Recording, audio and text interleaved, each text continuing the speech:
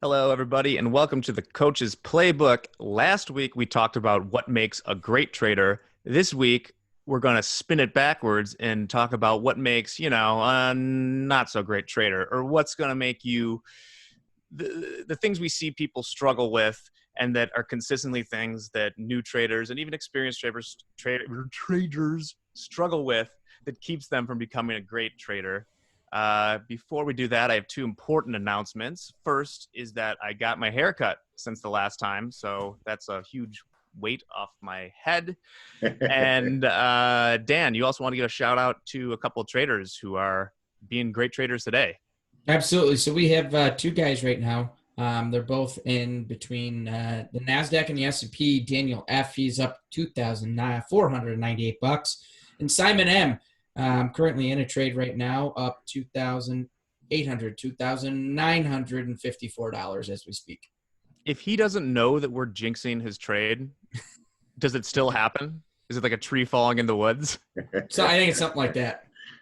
Okay, well, that's cool. So, we might as well just get into it in that case. Maybe Hogue, since you are resident veteran here, you might want to kick us off on what some of the things you are seeing traders that you work with struggle with. Absolutely. And, I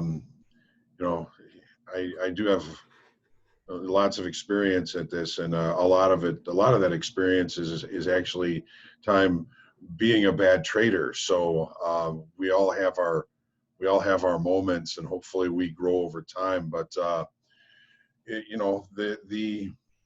thing that strikes me most about especially new traders is they seem to have really high expectations that really don't match their knowledge or skill levels.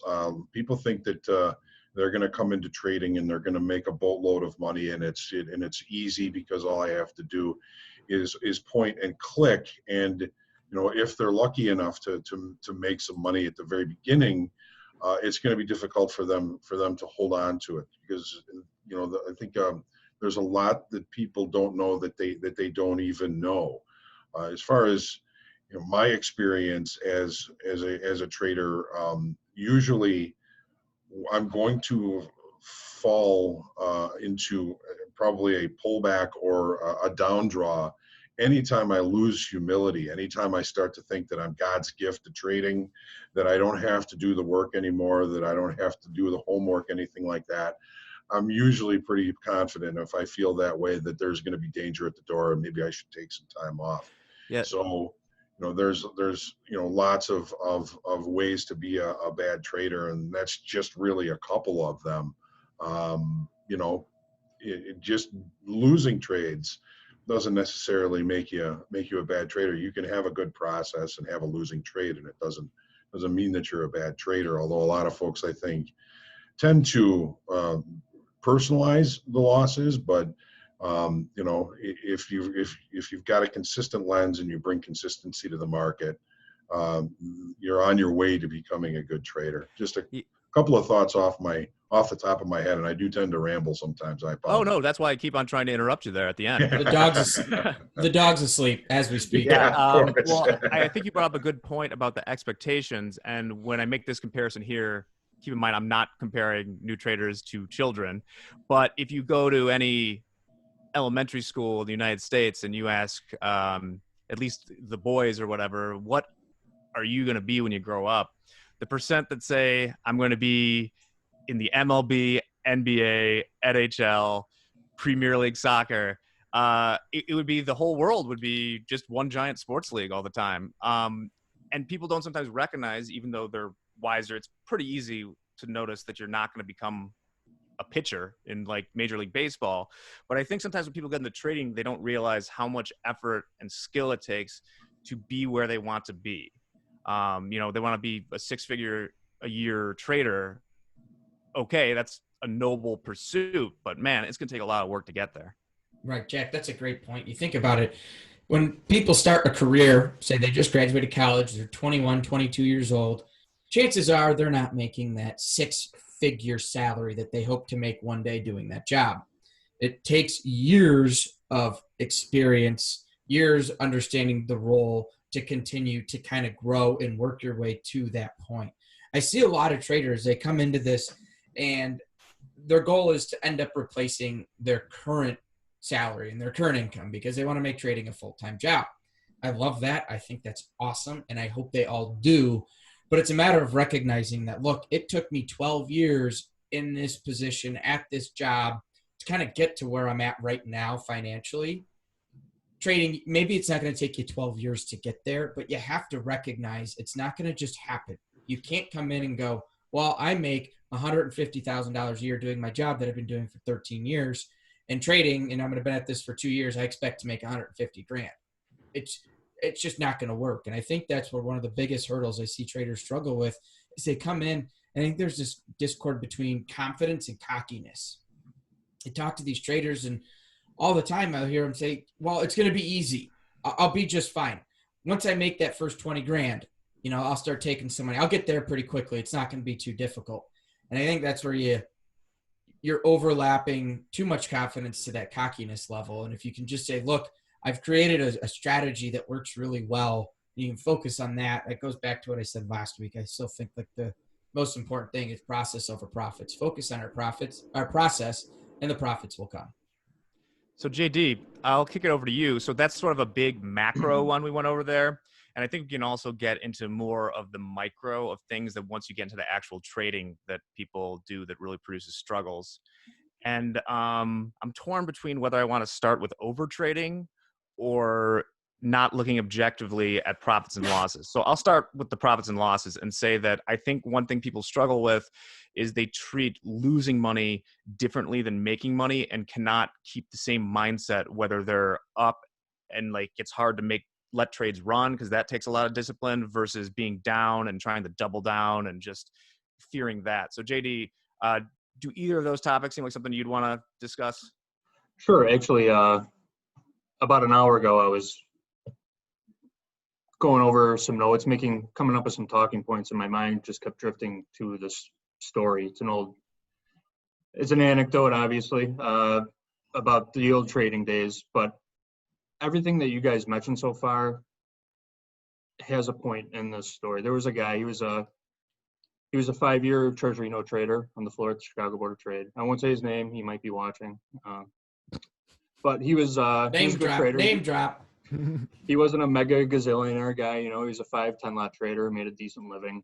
He was part of the second or third wave of guys to leave the floor to start screen trading. I had been off the floor for a couple of years already. This guy's brother was a friend of mine. When he told me that he was looking for a place to go, I knew he was a smart guy. He'd been around for a long time. He was a good trader. I didn't hesitate to move some stuff around and set up a spot for him in the office. So he started coming in. He'd get there. He'd pop in about 8 o'clock every morning for an hour straight. He had a siren that triggered every time he got an order fill, and it was like an air raid for an hour straight. You just you'd hear this thing popping off like literally a couple times a second. It felt like it never stopped. And then around 9:30, he'd just get up and leave. He wouldn't say a word to anybody. He'd just leave. And this went on for months, and then eventually he just stopped coming in. We lost contact with him. I ran into his brother one day in the hallway, like, what's going on? And he told me the whole story. He laid it out for me. In close to 6 months, he had dropped nearly $250,000 trading S&Ps, trading 5 and 10 lots. And it was mostly because he never took into consideration that making the shift from pit trading to screen trading were two completely different. I would go so far, it was two completely different businesses.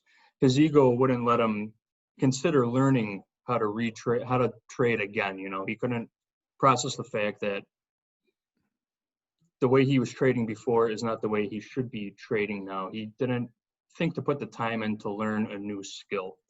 And I think that those same principles can apply to a brand new trader. You have to put the time in. You have to know what you're doing before you get started. Learning on the fly is okay if you got $1 zillion, but if you're going to jump in there, you should have an idea of what you're doing before you start. You should know the technicals. You should know the fundamentals. You should be honest with yourself about what your own character traits are, and then you can build a strategy around your strengths. You have to put the time in. When you're in there firing away and you start second guessing yourself, it's just a sign that you're not prepared for what you're doing, and it leads to poor trading decisions. Oh, we can all agree that over trading is probably close to the top of all of our lists. If you were to say what you see, because we see a lot of people starting out on our screens and things like that, is over trading is the single biggest. People get excited, they want to get in there, they lose, they want to make it back. And if you're taking 50, 60 trades a day, I mean, what are the odds that you had really 50 or 60 great setups that day? I mean, why not just bet more on the, one or two of them that are going to work out? You're going to make your life a lot easier. And they'll be there. I mean, they're not going to disappear forever. We're not going to wake up tomorrow and all setups will be, banished to the friggin' netherworld or something. You'll be able to trade, I promise. The opportunities do come day after day after day. I agree. I think that your bigger opportunities are going to be fewer and further between. I think the big traders do a lot of over trading. JD, your story about the guy in the office, I couldn't agree with that more. I think that's one of the biggest issues that people coming off the trading floor trying to get into screen trading had was they didn't take the time to unlearn what they were looking at on the floor and to relearn something that's really going to help them to succeed in screen trading. And it does take time. I don't think there's really anybody who's going to be able to tell you they became an overnight success. In this business, a few years is what it takes to find your overnight success. Without a doubt. I think it's a common theme. A lot of people come into this, they have these expectations, and if you don't really manage that expectation, you're going to struggle. I know a lot of guys that came off the floor. I'll use my dad as an example. He came off the floor and someone said to him, "Are you going to screen trade?" He goes, "Absolutely not. I'm too old to learn a new trade, so I'm going to hire guys to screen trade for me." And that's what he did. He just never wanted to get into screen trading because it was a whole new business. You think about it, he was a big order flow guy, understanding the flow coming in and out of the pit. Order flow changes completely when you go from the pit to the screen. It's a completely different thing. So there's a lot you have to learn to transition. And if you're not willing to kind of create that humility and say, look, I'm new at this, I'm coming into this, I have to be willing to be open to learning new things. Yeah, it was definitely sort of a Jordan baseball moment for a lot of people, because they are definitely different skills. And like we talked last week, adaptability was one of the huge things we said for what makes a great trader. I think we've kind of decided here, kind of the stubbornness or not judging correctly how much you have to adapt is a huge way. And it's not just from the pits to the screens. That's a real clear example. But the same thing happens every year at prop shops with just the way the trade changes, because the things that you do a couple years ago, they're going to get played out. There's no one that can just keep on doing the same thing forever, because you'll keep on getting pressed in your margins and those trades will just not work anymore. You always have to be looking ahead at what's going to be profitable for the next year. Yeah, it's always something I say is once you find the right answers, the market's going to change the questions, right? Without a doubt. And it's funny. I want to go back to one thing. I think we were just talking about over trading. Something personal for me. I have found I have been more successful and made more money in the later years with the less trades I have taken. I've cut down from even taking 3 or 4 trades in a day to 3 or 4 trades in a week, and I'm losing less, making more, and feeling a lot better about every single trade I take. Yeah, that's definitely, I think, a good way to look at it too. And that becomes hard if you make something your profession, is it does put that pressure to make money all the time. And it's harder not to take trades or walk away from an environment, even if it's the right thing to do. So it goes back to that, as humans, we're not great at looking objectively at probabilities and risk, right? So we'll do things that are objectively have a bad expected value for us just because it feels like we're doing something. Right. Or we'll treat the classic example, losing $5,000, they'll fear so much more than making $5,000. but they'll then lose that between $5,000 to $10,000 real quick because the money just doesn't feel like money anymore. It feels like video game points. So you really do just have to focus on the process and just think more about how can I best put myself in the position with the best expected value for what I want to do here. Without a doubt. Process over profits. Yeah. As long as we just thrown out a couple others too, I would say we know we can't control our emotions, but I'd say I have met people who have flamed out who have been exceptionally bad at managing their emotions. I don't know if it's still like that because it's been a couple of years since I've been in the prop shot, but I have never been in situations where I've seen bigger hotheads just have absolute physical breaking Breakdowns. stuff. Oh, breakdowns and just it's not good for their hearts. But this isn't like something where someone snaps after years of doing something. This is like consistently every day this person's gonna, break a mouse and be screaming. And I used to keep about 3 or 4 in my desk drawer. yeah, it's the classic, just hit it on the table. Slam it on the ground. Yeah, well, you have to be careful because if you break that equipment, you can get stuck in a trade. I've seen that happen too, where I saw a guy hit his screen. He hit his screen. He had a bunch of screens, but he hit the screen that he had the trading module on. He hit it with a back scratcher, and it broke the screen. And then you couldn't see what was on it, so you couldn't move around, and you were afraid to click anything because who knows what you could be putting through. They had to go get a new monitor. He was stuck in a trade for like 15 minutes. That'd be nerve-wracking. Oh, yeah. So don't do that, guys. Seriously. Yeah, well, let's think probably about go. emotion. Yeah. Emotion. Oh, sorry, Pogue. No, go ahead. No, I was going to throw it over to you about emotions. Oh, all right. Well, the thing about emotion is a lot of people think that controlling emotions is the way to go about it, and I find that trying to control emotions is exhausting, and I don't even believe that it can actually happen for a long period of time. But being able to change your response to those emotions, I work with people that they trading's emotional. Anytime you're at risk, anytime you might be wrong, there's an emotional sting to it. But I found that understanding those emotions and learning to use them to your advantage. And here's a very simple example. When you become emotional in trading, you tend to leave your process, your strategy, and you just start looking for anything that will make you money. Well, getting out of your strategy, getting out of your process is only going to create the fear of missing out trades, the revenge trades, the over trading. When you feel yourself becoming emotional that way, you're probably better off even just walking away for a while and letting go of those emotions, letting go of that venom before re-engaging in the marketplace. Because when you're emotional, you're not seeing through the right lens. Yeah, there's a fatalism to YOLOing trades or whatever too, where it's essentially, Jack, you're a big fan of the term YOLO.